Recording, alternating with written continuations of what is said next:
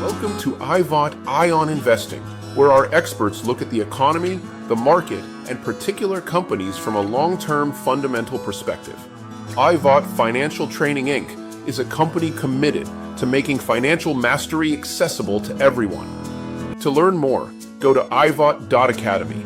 Today, Andrew discusses the latest economic data and the expectations for a Fed rate cut of 25 basis points. Ed and Andrew discuss what this means for investors. Emile then uses the IVoT Forecaster to take a fresh look at Boeing based on their second quarter results. In particular, how Boeing is struggling with its commercial business. Its defense business appears to be on the rebound, and its services business is its cash cow. Right now, the stock looks expensive compared to cash flow, but the fixed levers at Boeing can change that picture over the next few years. Let's get started.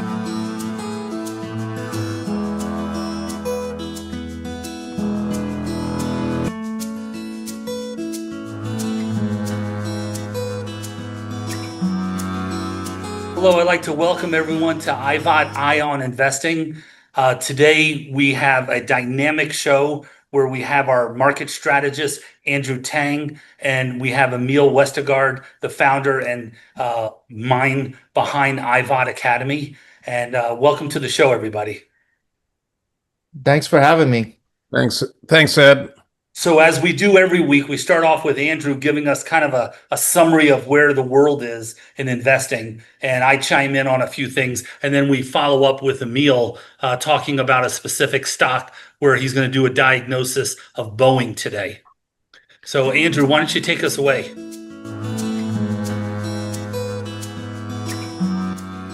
Sure. I think what we talk about most with our clients is really, what's going on, what has been the focus. And I think it's pretty obvious that many Americans, investors across the board, we've been waiting for the decision for the Federal Reserve. What's it going to do?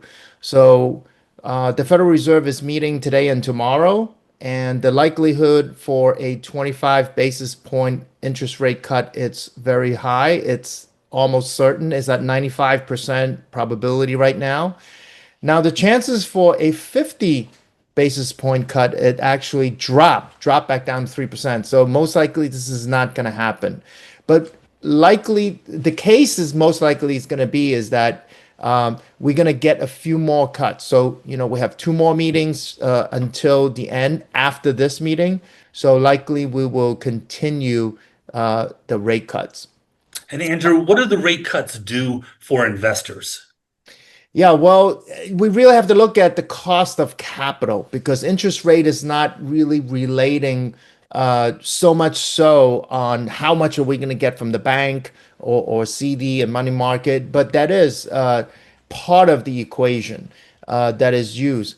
But most of it is really for cost of capital. So how much is it going to be for people to borrow, for businesses, for household, to buy homes, for example, and also financing all around for businesses and folks at the household level. Yeah. So does that flow through pretty directly to both corporate and personal lending? Absolutely, because if you look at the 30-year fixed mortgage rate right now, it dropped down to 30-year fixed jumbo mortgage. It dropped down to 6.2. Okay. And it was as high as 7, not too long ago. And we see that the 10-year Treasury yield also have moved down. And all this is in relation to inflation, right? So inflation, it's still, the latest number comes in at 2.9%. And I'll talk about that right now. Is a great way to segue into this. Well, inflation, two components that were the largest contributor to the upward movement of inflation of 2.9% from 2.7 a month ago. One being which is housing, which is rent. It's still a larger component that is affecting CPI to the upside. And I have to continuously say that the way that shelter is, the data is collected, it's backward looking, it's flawed, and they need to improve this because why? If you look at apartments.com, from their website, they're more real time and they're seeing actually a slight decrease versus an upward movement. So that is a huge component of that. And then secondly, we saw gasoline prices have gone up 1.9%. And as I dig a little deeper, it's really from the refinery disruption that were temporarily from the hurricane along the Gulf Coast. So the good news is that all these units, they're back up and running right now. So I don't expect oil, specifically gasoline, it's going to prices are going to continue to spike higher. So those are the good news. So that So the really, drop in the likelihood of the 50 basis points happening, which, was a little higher a week ago, is that because of that slightly higher inflation data? yeah, it really fluctuates. It's 25 basis points. So yeah, Right. it is it does fluctuate. But more telling is the PPI number, right? The Right. producer price index also gave us confidence that what's happening with the tariffs update and all that information is that businesses and distributors they are really absorbing the cost of the price adjustments. And so far it really has not passed down to the consumers to a significant level that it will adjust behavior. Because if you look at retail sales, it's been quite steady, positive for 3 months in a row, and that is all under control from that perspective. On the flip side of that, if you look at the economy, it really screams that we do need rate cuts because if you look at the job revisions for over 900,000 downward revision for previous data, this is significant. This is huge, and I that's another story why the president have been causing so much stir about firing the head of BLS, the department that collects this employment data. Go ahead, Ed. so I saw a report that said that we have a 48% chance of a recession in the next 12 months. And anytime you've ever gotten to 48%, we've always had a recession. Yeah, Those numbers were out yesterday. yeah. The issue I have with this data is that, like inflation, the data of such indication of going into recession, it lingers around, and the metrics are distorted. And what I mean by that is that I look at the leading economic indicators, right, for the previous months, and I have made continuous claims that we've been through what I call a rolling recession since June of 2022 till now. Because if we look at the economic activities, it's have been drifting lower and lower and lower, for those period, with the exception of maybe 2 or 3 months, right, that are just bouncing around recovering. So the likelihood for U.S. economy falling into a deeper recession from what we have already gone through since June of 2022, extremely unlikely, extremely Mhm. unlikely with all that's going on with capex investments and AI and innovation. There's a lot of shifting, especially when it comes to employment, especially when it comes to businesses and sourcing and pricing. There's a lot of shifting, horizontal shifting going on, but I don't see a deep drop in economic activities due to even this probability because the data is a little bit distorted at this time. What I think is that this will be the last leg, meaning the adjustments to this AI boom or the expansions on innovation will basically kickstart a new recovery, a new recovery. So we might see poor data, weaker economic data, but we're at the final leg of this weak economic data before we see a real meaningful recovery. And that's why there is the tug of war between the two. Investor sentiment, all-time high, consumer sentiment, all-time low. And then we can see this divergence between Wall Street and Main Street. That is continuously happening. Well, Yeah. as the international member of the team living in Lima, how much is the dollar a concern when they're looking at cutting rates right now? Because the dollar is at a very, it's the lowest it's ever been relative to the sol down here in Peru, Hmm. down 5% so far this year. Not a huge drop, but not a little bit. And obviously, if we get a series of rate cuts coming, does that put the dollar at risk? It already moved. So that's what we see. So give and take is going to be a 10% move up or down either way. And Yep. we expect the dollar to continue to flow on the weaker side compared to all-time high, obviously. We're Okay. already hearing back from people coming back from vacation, complaining that they went to Asia, Japan specifically, and also to Europe and said, hey, my dollar used to get us a lot more, right? On our trip. You specifically, Ed, you came from Europe, and so you can talk about Well, no, he was in Australia. oh, I was in Australia. I'm Australia. sorry, but you did go Yeah. to Europe prior too, I think. Yeah, yeah. Uh, You were in. yeah. Yeah.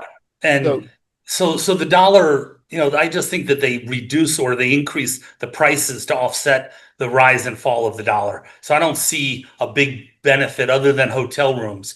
I saw that in Australia that hotel rooms were really, really inexpensive. yeah, Huh. yeah. Yeah. But So you see the different pockets, of price differences, but overall, from an economic standpoint, for the U.S., we do want the dollar to be a little bit lower so that our cost of goods and services will be cheaper competitively on the global arena.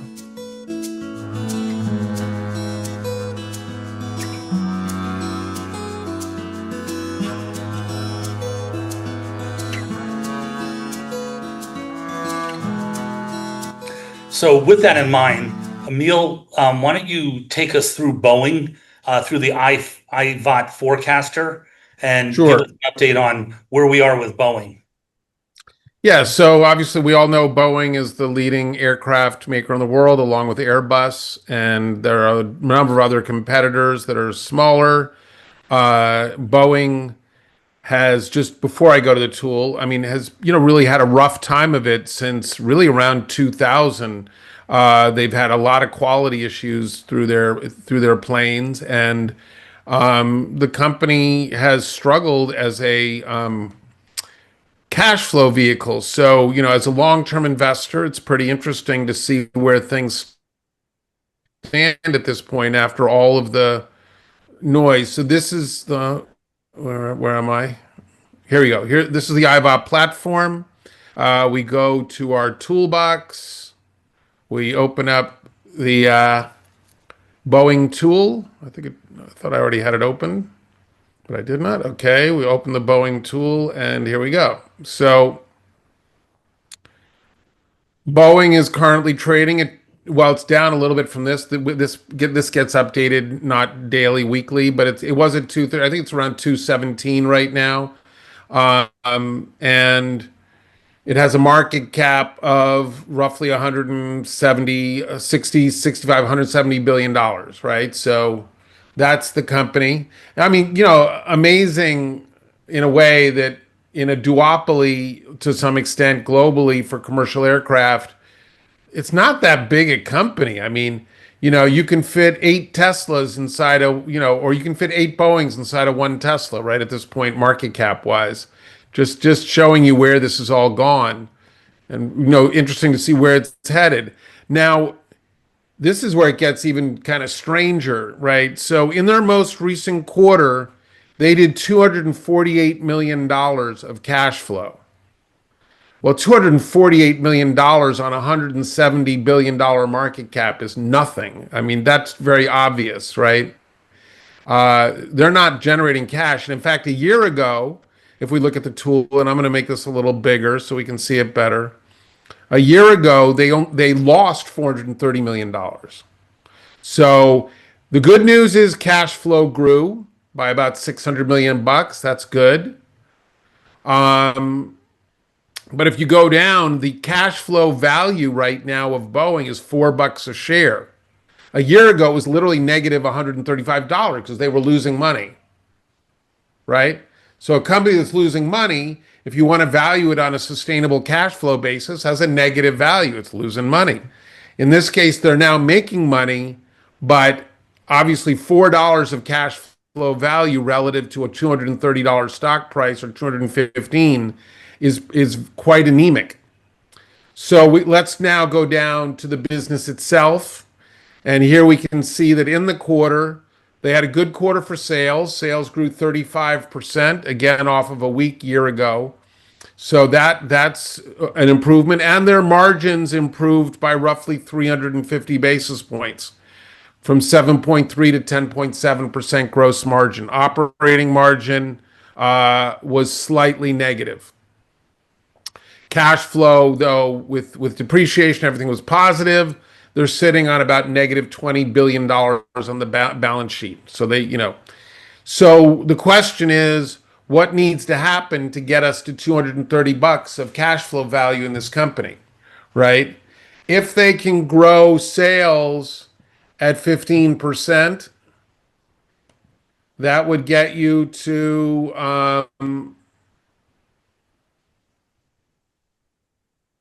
let's see, why would that make it negative? Well, let's see. If I would want this, if I can get this to 15 and this to 85%, that gets you to $145.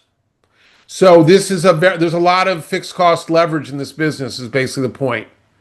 A moderate increase in sales and some operating leverage can increase the price target very quickly. So given that they just got 300 basis points of operating leverage, if this got down to 80% with AI and automation, robotics, maybe, I mean, things that we can talk about, then you're talking about, getting this to a $325 price target.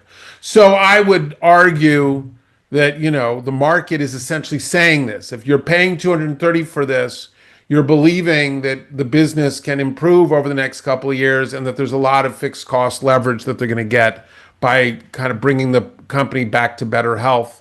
Obviously, going back to the quality issues they've had, and I'll just stop with the tool now for a minute. Just a couple of key points here. So first of all, they've been having quality issues, which I think are pretty well documented. And, management is gone from the beginning of that product quality issue. That there's a new management in place at this point who's trying to basically fix things, including the perception of quality at Boeing. That's a very interesting topic, by the way, because, I think all of this stemmed, arguably there are articles I read this is not a while ago, that talked about how when they moved management away from Seattle to Chicago, that basically the whole company culture fell apart. That it was always an engineering-based culture. And basically when management moved to Chicago, that all went away. And it just became a corporate culture. Engineers were marginalized, and you started to see product quality issues come through. The other thing I think just to note, and then we can talk about it, is Boeing is three businesses. And we have level 2 tools at IVoT to analyze the company by sub business. So they have their commercial aircraft business, which is their largest business, but is losing money right now. I think they lost $500 million on 10 billion sales in the quarter for the commercial aircraft business. They have their Defense Department, business, satellites, that kind of stuff, and aircraft for the military. That is a smaller business, but is currently profitable. It actually lost money last year, but is profitable at this point. But marginally, I think they made like $100 million on that business.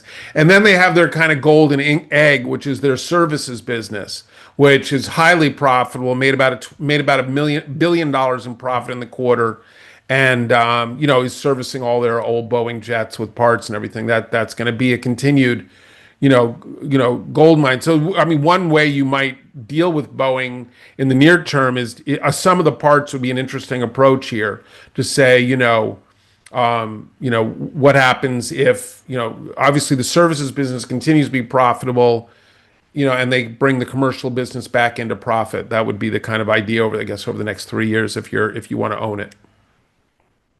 So with all of this IVoT Academy, I want you to take a moment, Emile, and give a little bit of a a commercial for what was launched yesterday.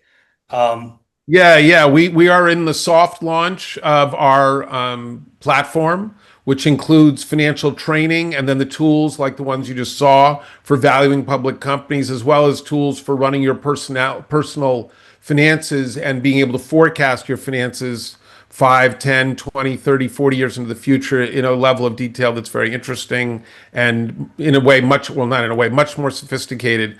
This is a platform that we've been working on for quite a long time, and we're finally launching it.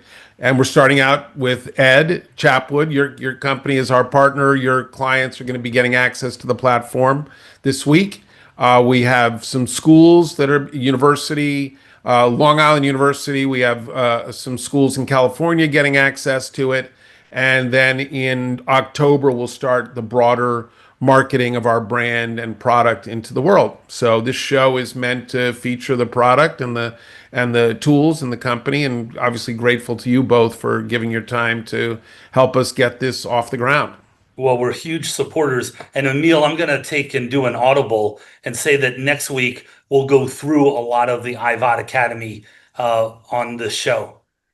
That's a great idea. I would appreciate that, and we can obviously, save that for people as a kind of way to market it, and people can get an idea of what this is really all about at IVoT. So we appreciate everybody watching today. Hopefully you received some really good information from Andrew and Emile.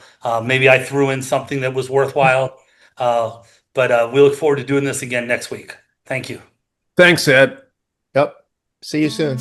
Thank you for watching IVoT Eye On Investing. Please subscribe to our YouTube channel and click on the link in the description to register for early access to the platform opening soon, which includes access to our powerful IVoT forecasters and fundamental investment training.